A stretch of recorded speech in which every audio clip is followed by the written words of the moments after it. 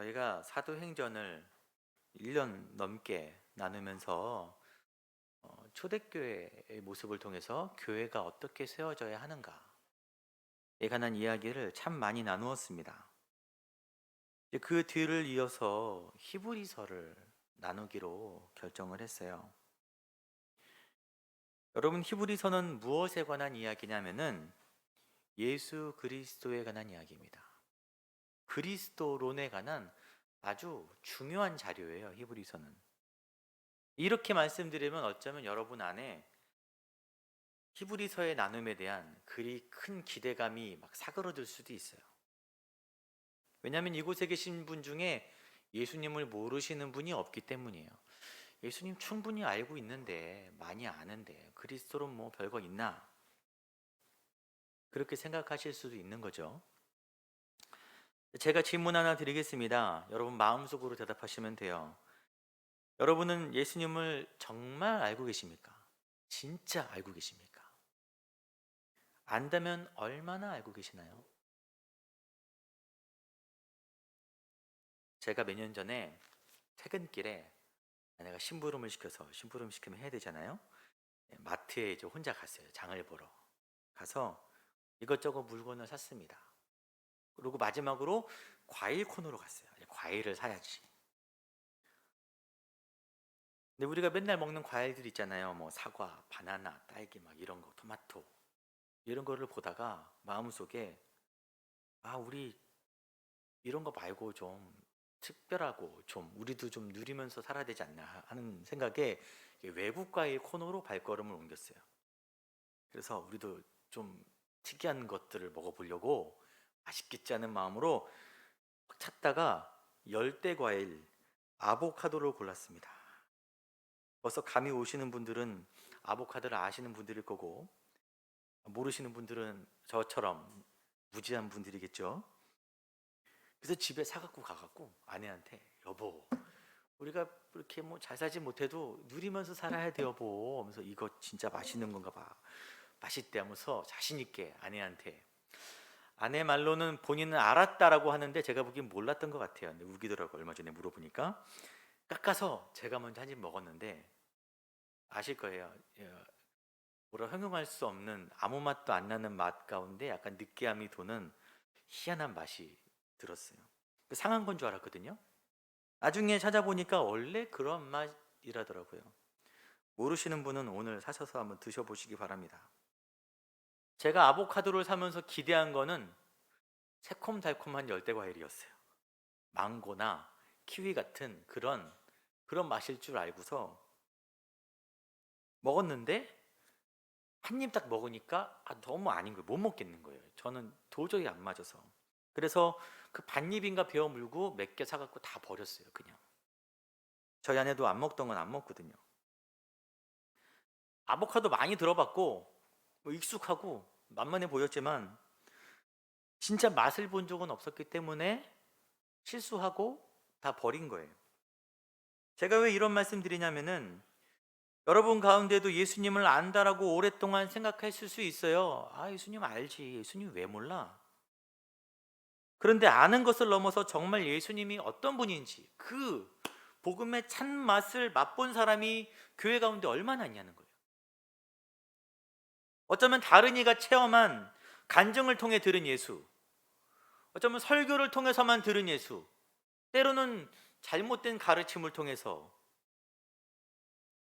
복 주시는 자판기처럼 배운 예수를 배운 그런 예수, 혹시 그런 예수를 내가 믿고 있진 않나? 신앙생활을 오래 했지만 여전히 나는 정말 예수 그리스도를 진짜 맛보지 못하진 않았나? 라고 질문을 드리는 것입니다. 이 이야기를 잠시 접어두고 이제 히브리서로 함께 들어가겠습니다. 여러분, 그 성경을 볼 때, 특히 신약을 볼 때 중요하게 여기고 반드시 알아야 되는 것이 저자에 대해서 알아야 되고, 1차 수신자에 관해서, 우리는 2차 수신자죠. 1차 당시 수신자들에 대해서 알아야 되고, 본문의 배경을 알아야 되고, 목적을 알아야 되고, 그 모든 것들을 다 봤을 때 이 시대에 우리에게 적용되는 점을 알 수 있어요. 오늘은 이 부분을 벌써 화면이 나오시나요? 이 부분을 먼저 다루는데, 히브리서는 다른 신약 성경과는 좀 달라요. 좀 특이한 점이 있습니다. 저자가 분명하지 않아요. 다른 성경은 안 그렇습니다. 복음서는 저자의 이름을 따서 했죠. 서신서들도 다 보내는 자와 받는 자가 명확하게 밝혀져 있어요. 그런데 히브리서는 그게 없어요. 누군지에 대해서 나와 있지 않습니다. 그래서 오랜 기간 동안 많은 학자들이 누구냐? 도대체 1순위 바울, 바나바, 아볼로, 누가 뭐 유명한 사람들은 다 나온 거예요. 이 사람들이 아닐까? 라고 막 의견을 내지만 사실 이 사람이다라고 하는 증거는 없습니다. 히브리서에서도 뭐 다른 성경을 통해서도 밝혀지지 않아요. 게다가 내용도 이상합니다. 편지도 아닌 것이, 설교문 형식도 아닌 것이 논문 같기도 하고, 처음에는 논문 같은 설교문으로 시작하다가 마지막에 또 인사말로 끝나요. 도대체 뭐냐 이거는. 아무것도 명확하지 않은 책인데, 그러면 이런 출처가 불분명한 글을 정경으로 인정할 수 있느냐? 우리가 배워야 하냐? 있어요.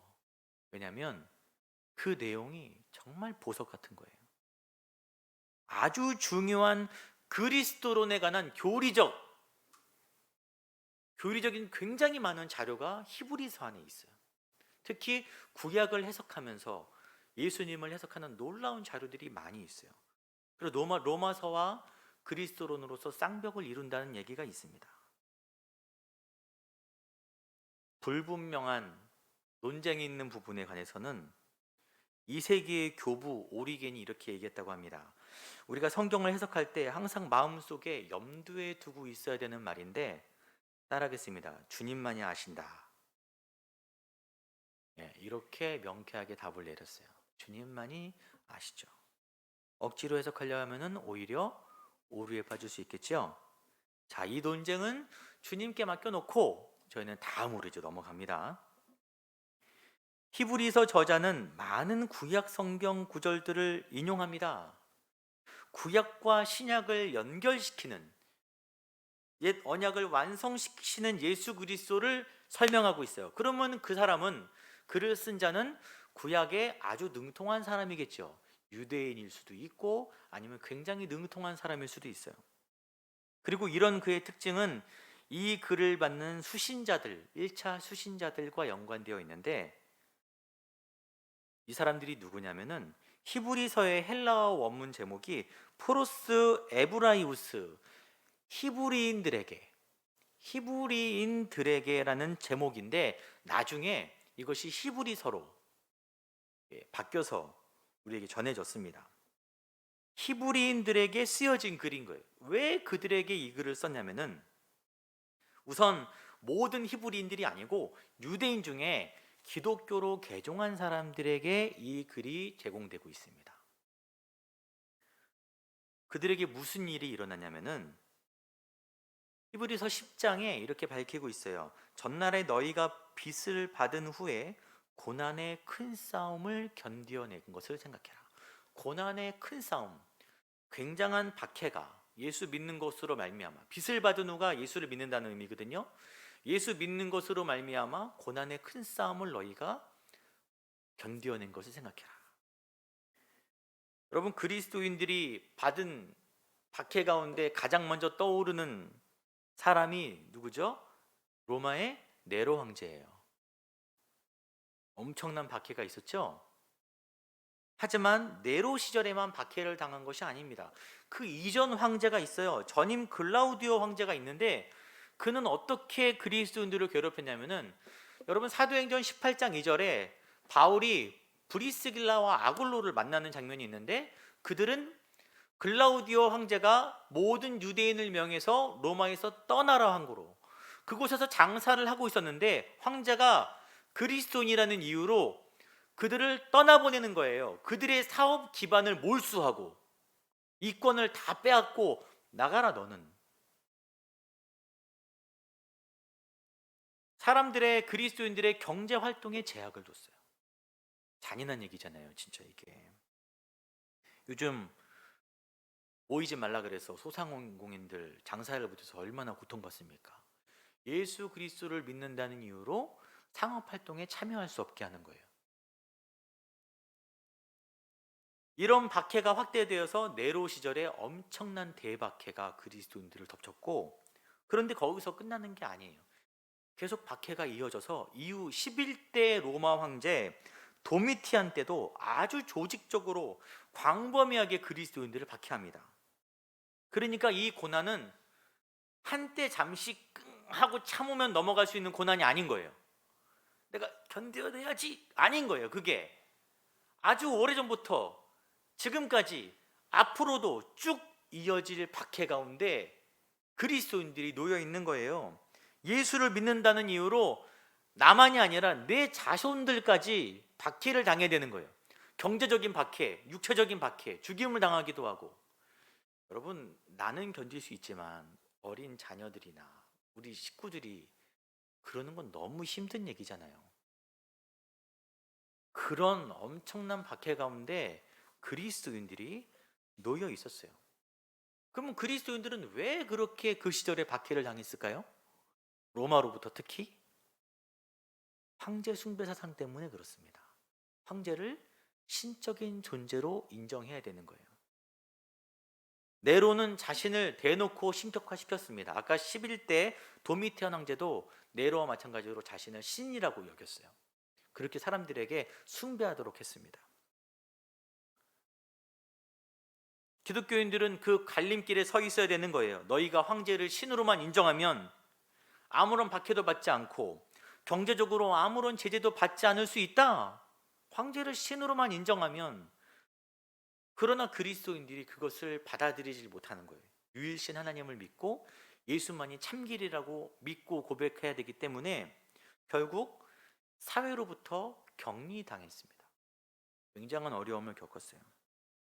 그런데 이거는 분명한 우상숭배니까, 명확한 우상숭배니까 이겨내야지 할 수 있는데, 거기다가 또 한 가지 그들을 힘들게 하는 게 있었어요. 뭐냐면은 유대교. 유대인들이니까 원래 유대교 출신들이죠. 로마로부터만 박해받는 것이 아니라 동족들에 의해서도 끊임없이 박해를 받는 거예요. 위협을 당하고. 우리가 사도행전에서 바울을 진짜 많이 얘기했는데 유대인들이 바울을 그렇게까지 미워한 이유가 뭐죠? 유대인 중에 유대인이었던 바울이 개종했기 때문이에요. 그리고 결정적으로 당시 유대교는 그리스도교와는 다르게 로마로부터 공증을 받았어요. 저것은 인정되는, 이 제국이 인정하는 종교다라고 인정을 받았습니다. 자유롭게 신앙생활할 수 있었어요. 유대교 사람들은. 이런 상황 가운데 유대교에서 다시 유대교로 돌아와라. 너희 다시 유대교로 돌아오면 자유롭게 행복하게 신앙생활할 수 있는, 하나님 섬길 수 있는데 결국 그리스도교라고 해봤자 결국 박해당하는 거 봐라. 니들이 하나님께 저주받아서 그렇게 된 거다라고 하면서 그들을 회유하는 거예요. 오랫동안 믿음을 잘 지켰죠. 처음에는 이겨냈어요. 아까 큰 환난을 이겨냈다 그랬잖아요. 근데 긴 세월 가운데 지친 거예요. 힘든 거예요.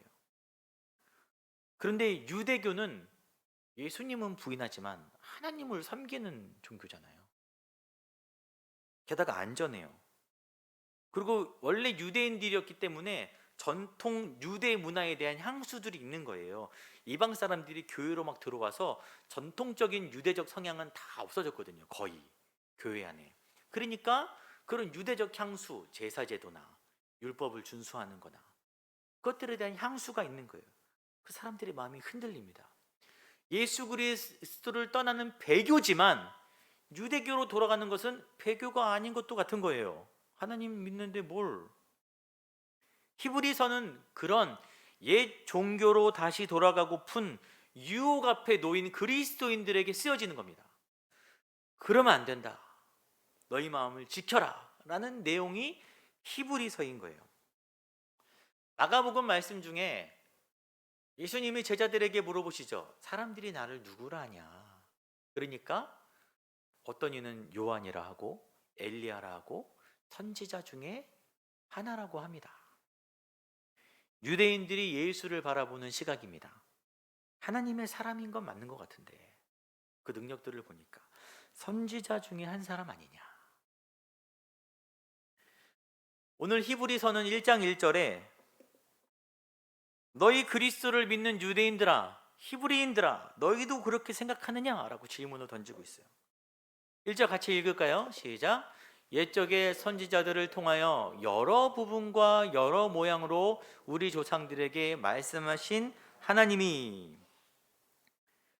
하나님은 백성들에게 직접 말씀하시지 않으시고 대리인, 선지자 등을 통해서 말씀하셨어요. 그런데 여러 부분과 여러 모양이라는 단어를 썼습니다. 여러 부분이라는 말은 단편적으로 여러분, 선지자들이 하나님의 감동으로 구약 성경을 집필한 기간이 1000년이 넘어요. 1000년 동안 이 사람이 이만큼 쓰고 저 사람이 저만큼 쓴 것입니다. 게다가 여러 모양으로 어떤 이에게는 꿈으로 역사하시고 환상으로 역사하시고 내적인 감동으로 역사하시고 또 어떤 이에게는 역사를 통해서 하나님이 상황을 통해서 그에게 조명하여 주셨어요. 그래서 우리는 성경이 어떤 방식으로 쓰여졌느냐에 대한 이야기를 할 때 유기적 영감서를 이야기합니다. 들어보셨습니까? 이게 우리 개신교가 채택하고 있는 성경 영감설이 따라하겠습니다. 유기적 영감설. 하나님께서 그 사람의 캐릭터, 지적 수준, 때로는 감정과 상황 등을 사용하셔서 성경을 쓰시는데, 하지만 그 모든 것은 하나님이 주관하신, 하나님이 영감으로 된 것이다. 그래서 성경은 각기 다른 개성이 있는 책들로 묶여져 있지만 하나님의 영감으로 된 것이다. 그것이 유기적 영감설이에요. 지금 우리가 채택하고 있는 성경에 관한 신학적 정의입니다. 그런데 구약의 선지자들이 여러 부분과 여러 모양으로 성경을 쓰면서 그 성경을 쓰면서 하나님의 그 긴 역사와 놀라운 계획을 다 이해했을까요? 1000년에 걸쳐서 조금씩 각자 다른 방식으로 쓰면서 다 이해 못한 거예요. 이해할 수 없습니다. 어떻게 그걸 다 볼 수 있겠어요? 지금 우리는 성경책을 손에 딱 들고도 모르는데 그들이 어떻게 알겠습니까?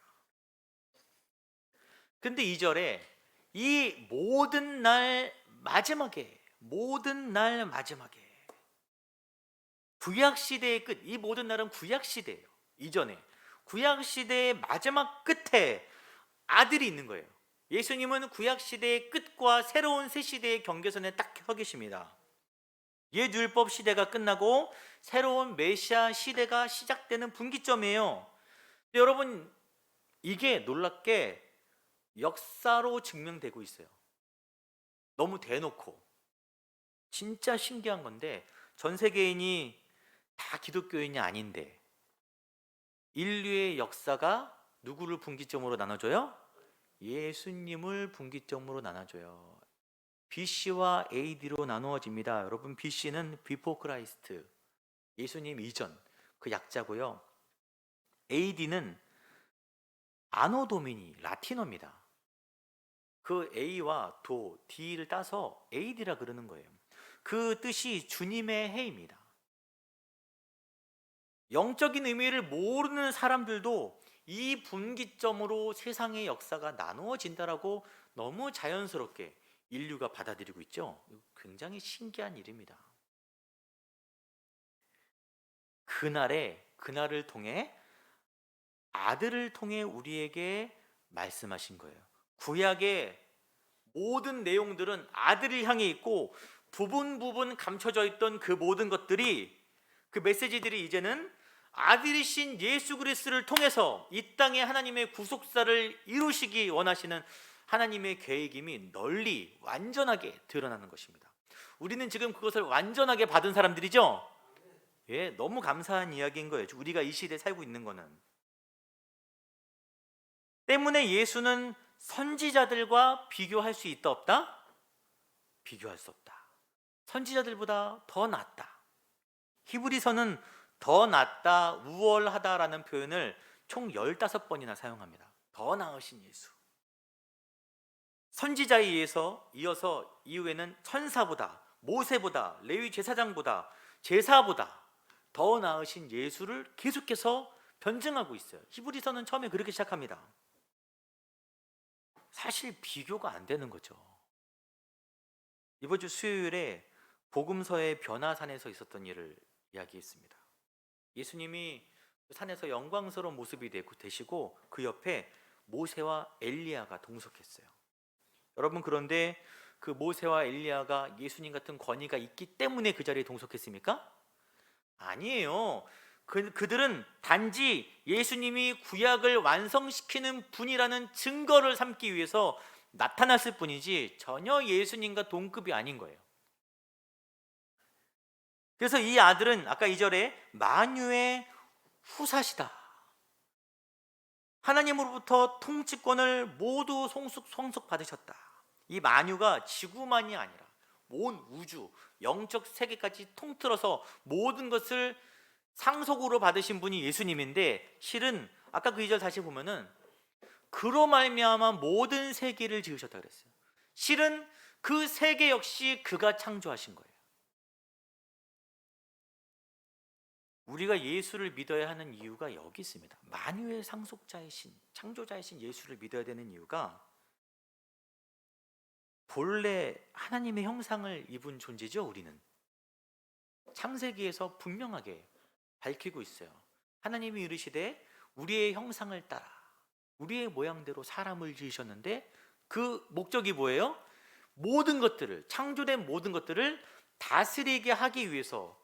여러분, 요즘 젊은이들 사이에 가슴이 웅장해진다는 표현이 있어요. 그럼 정말 가슴이 웅장해지는 표현인 거예요. 우리는 하나님이 창조하신 모든 것을 다스리기 위해서 이 땅에 지음받았습니다. 그런데 범죄함으로 그 자격을 상실한 거예요. 너무 대단한 것을 잃어버린 거예요. 여러분, 그러면은 그 이후부터 인류의 최대의 목표가 뭐가 되어야 됩니까? 잃어버린 것을 찾아야죠. 찾아야 되는 거예요. 잃어버린지도 모르고 사는 거예요, 사람들이. 17세기 주석가 존 트랩이 이런 말을 했어요. 이 상속자와 결혼하여서 모든 것을 소유하라. 예수님은 다시 우리의 자격을 회복시키시기 위해서, 예수님과 연합한 자들은 다시 만유의 상속자이신 예수님의 모든 것들을 함께 통치하게 되는 거예요. 여러분, 우리가 예수를 믿는 목적이 거기 있습니다. 여러분, 제가 오해한 아보카도는 안 먹어도 그만이에요. 제 평생에 다시 제 돈 주고 그 과일을 살 일은 없어요. 절대. 뭐 깊은 맛이 있다고 하는데 먹어볼수록 막 유튜브에도 나오더라고요. 이 좋은 맛. 관심 없어요. 안 먹어도 됩니다. 네, 저는 사과가 좋고 다른 게 좋아요. 그런데 예수는 모르면 큰일 나요. 우리 존재의 목적을 평생토록, 영원토록 찾지 못합니다. 영원한 하나님 나라에 갈 수 없어요. 예수를 모르면 선택의 여지가 없는 거예요. 무조건 알아야 되는 것입니다. 그럼 마지막으로 히브리서가 이 시대에 우리에게 어떻게 적용될까요? 너무 유사한 부분들이 있어요. 다르지만 본문 당시에는 외부의 박해 때문에 그리스도인들이 이탈했습니다. 배교했어요. 지금의 문제는 참 이루 말할 수 없게 심각해요. 여러분, 트로이의 목마 아시죠? 그렇게 강한 트로이가 외적을 그렇게 방어를 잘했는데 안으로 끌어들인 그 목마에 타고 있던 군사들 때문에 안에서는 너무 쉽게 무너져 버린 거예요. 교회가 안에서부터 정말 와르르 무너지는 시대에 참 내부의 적은 어떻게 해야 될지 모르겠어요. 지금 엄청난 배교가 이루어지고 있지 않습니까? 너무 많은 사람들이 교회를 이탈한 지 오래됐어요. 오늘 내일 얘기가 아닙니다. 코로나 때문에 급가속됐죠. 엄청 확대됐을 뿐이지. 여러분, 가나안 성도, 뭐 거꾸로 말해서 안 나가 성도 이렇게 얘기하는데 이 말이 되게 함정이에요. 과연 성도일까요? 성도일까요? 한 번 받은 구원은 절대 취소될 수 없다고 배웠는데 그건 뭐냐? 성도가 아니면 애초에 진짜 구원을 받은 적이 없는 거예요. 애초에 진짜 예수의 맛을 본 적이 없는 거예요. 남이 하는 예수를 이야기를 들었고 그냥 설교 속에서 텍스트로 있는 예수를 들었지만 정말 예수의 맛을 몰랐기 때문에 혼란스러운 일이 생기고 어려운 일이 생기자 예수를 떠나는 거예요. 내 삶의 달콤함을 제공해주는 예수라고 들었는데 십자가의 은혜가 좋다고만 배웠는데 이제는 그 영광스러운 시대가 지나버리고 험한 길을 걸어야 되는 시대가 오니까 내가 왜 예수를 믿어야 되냐고 떠나버리는 거예요. 예수를 모르기 때문에. 여러분도 굉장히 오랫동안 신앙생활 하셨는데 여러분의 마음은 어떻습니까? 지금 예수 그리스도로 뜨겁습니까? 혹시 뉴스에서 교회에 대한 소식이 나올 때마다 여러분의 가슴도 점차 식어져 가고 있지 않아요? 좀 부끄럽다. 그렇다. 정말 그 많은 오랜 기간 동안 그 박해와 어려움 때문에 떠나갔던 유대인들처럼 지금 어쩌면 우리도 점차 그리스도로부터 멀어지고 이미 멀어진 사람들을 목격함에도 불구하고 아무런 마음이 들지 않는 거예요. 교회가 이런데 떠날 수 있지. 여러분, 하나님의 계획은 여전히 교회 가운데 있습니다. 믿는 자들이 모인 곳이 교회잖아요. 우리가 이제 히브리서를 시작합니다. 얼마나 걸릴지 모르겠어요. 쉽지 않겠지만 이 히브리서가 진행되고 끝날 때쯤 우리 안에 다시 한번 예수에 관한 뜨거운 마음이, 뜨거운 사랑이, 참된 예수의 맛을 아는 고백이 우리 안에 흘러나오기를 소망합니다.